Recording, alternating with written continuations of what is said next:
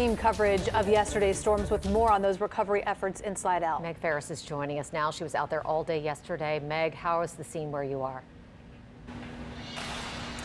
Well, you know, tornado damage is so significantly different from hurricane damage. You have a house that's perfectly fine next door, and then next door to it, you have this, where a massive pine tree literally split a house in half, just like we showed you on the other street at 5 o'clock.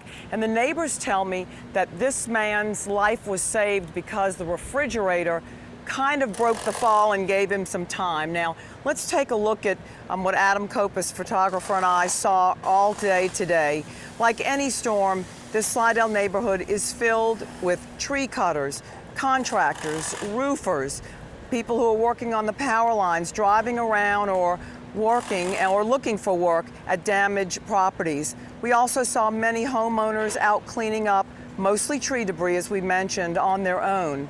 There are homes like this one where a tree split a house in half and has major damage. And then, as I said earlier, next to it, you'll have a house with very little or no damage.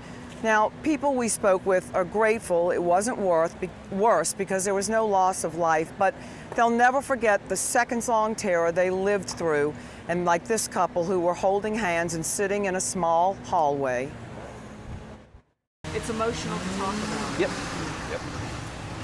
Tell me why. I didn't think we were going to make it out.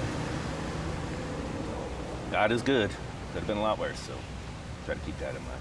It was really scary, and from here I could see the front window, and when the wind was at its height, right, the whole thing was just covered in debris, and it was wavering in and out like this.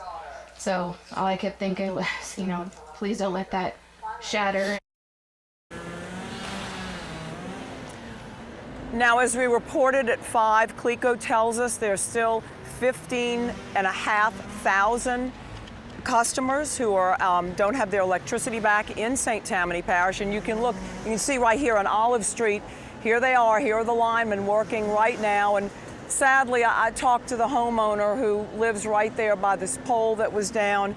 And this is the family where we reported yesterday lost their dog. Fritz was the name of the dog, a 19-year-old dog that came out right after the storm and touched one of those live power lines. So they're very, very sad, and that's just an example of the type of things that happen after the tornado is gone.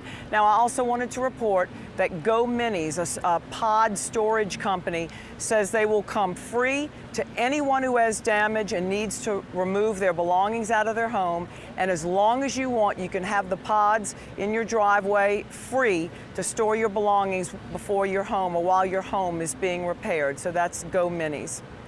Reporting live on Olive Street in Slidell, Meg Ferris, WWL, Louisiana. It certainly is generous. Thank you, Meg.